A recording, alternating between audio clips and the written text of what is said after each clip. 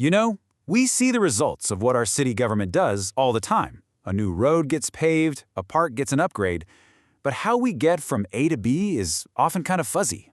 So today, we're going to pull back the curtain on a full year in the life of Youngsville City Council, but we're going to do it by looking at everything through the lens of just one single, really important meeting.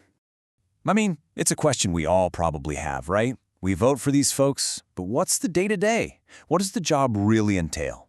Well, it's a lot more than just showing up for photo ops. As you can see here, it's this constant cycle of managing growth, planning for the future, and, writing the rules we all live by. All right, let's really get into it. Imagine this. The date is January 8th, 2026.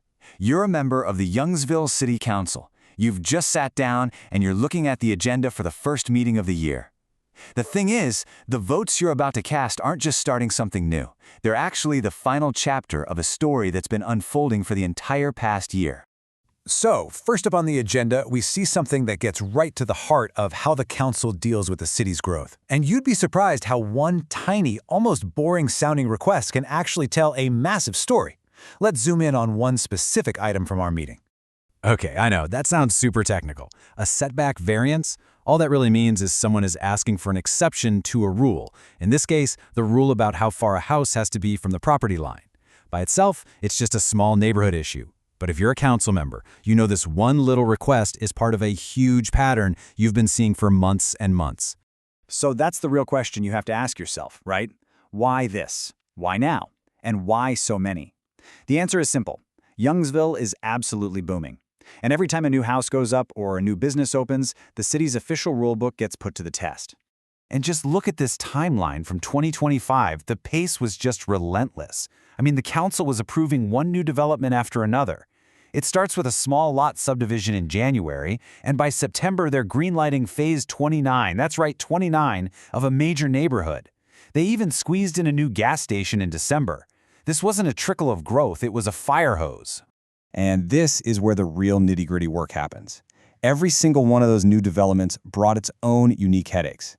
The council spent all of 2025 trying to find that balance between sticking to the city's guidelines and dealing with the real-world needs of builders and residents. They were debating everything, from the materials on a new storefront to approving setback changes for pools and daiquiri shops, and even voting to annex new land, which literally expands the city's borders. So managing all that private development is one thing. But how does the city itself build for all this growth? The council is also in charge of public projects, the infrastructure that makes everything else possible. And in our January 2026 meeting, a really big moment for one of those projects has finally arrived. All this formal language, authorizing and directing the mayor, what it really is a victory lap. Substantial completion is just government speak for, we did it, the job is done. A brand new water treatment plant is officially ready to go. For a council member, this vote feels amazing because it's the finish line of a very long and complicated race. It's one thing to see the shiny, finished plant, but where did it even come from? A city project doesn't just start with a developer buying land. Nope, it starts with a plan, a clear public need, and, most important of all, a budget. To really understand this vote happening in January 2026, we have to hop in a time machine and go all the way back to the middle of 2025, to what might just be the single most important meeting of the entire year. This is it, the budget meeting. This is the moment where the actual money for huge projects like that water treatment plant gets officially put on the books. Before a single shovel can hit the dirt, the council has to argue and debate all the city's priorities and pass a budget to pay for it all. So, that triumphant vote in January 2026, it was only possible because of this vote, way back in June of 2025. This slide really lays it all out for us, the whole journey of a city project. First comes the budget. Then the city puts the job out for bids to find the right contractor. Then the actual construction starts, and finally, sometimes months or even years later, it comes all the way back to the council for that final vote, that act of substantial completion, just like we saw with the water plant. And hey, that water plant was not the only big project to cross the finish line. All through 2025, the council was basically checking things off the list. 2 different pump station upgrades to make sure the water service keeps up, and 2 huge road projects to make driving in town safer and a whole lot smoother. This is the stuff you can actually see and feel. Okay, so the council manages growth. and it builds infrastructure.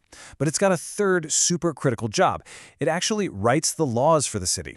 And this process is designed to be slow and careful for a very good reason.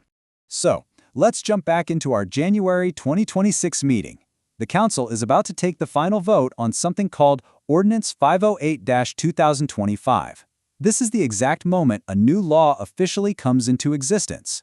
But, you guessed it, this isn't where the story began.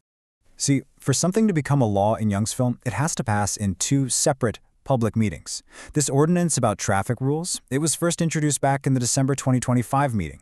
That waiting period in between is crucial. It gives the public a chance to weigh in and gives the council members time to really think before they cast that final binding vote a month later. It's a system that's built for thinking things through, not for rushing. And throughout 2025, the council used this exact two-step dance to handle a whole range of issues. They hammered out new rules for short-term rentals like Airbnbs. They approved a whole new pay plan for the police department. They even officially created a fire prevention bureau. Every single one of those represents a careful 2-month journey from just an idea to an actual city law. All right, so as we get ready to leave our virtual council meeting, let's pull all these different threads together and see what the hard work of 2025 really means for the year that's just getting started. Here's the big takeaway. That single meeting on January 8th, 2026, it's both an echo of the past and a blueprint for the future. That simple variance request, it's a reflection of a whole year of explosive growth. The completed water plant, that's the direct result of a budget passed 6 months earlier. And that new traffic law, it's just the final step of a long, deliberate process. So let's go back to our very first question. What did the City Council actually do in 2025? Well, they navigated the city through a massive growth spurt. They invested real money in the pipes and roads needed to support all those new people. They updated the city's laws for everything from police pay to short-term rentals. And, maybe most importantly, with that budget, they laid the entire financial foundation for everything that's about to happen in 2026. Which kind of leaves us with one final big question. A whole year of meetings shows us how a city gets built, right? The constant approvals, the budget fights, the new rules, that's the machinery of progress. But the bigger question, the one that every council member has to be thinking about as they look to the next agenda, isn't just about building, but about what kind of city they're building. And that, well, that's the work that never, ever ends.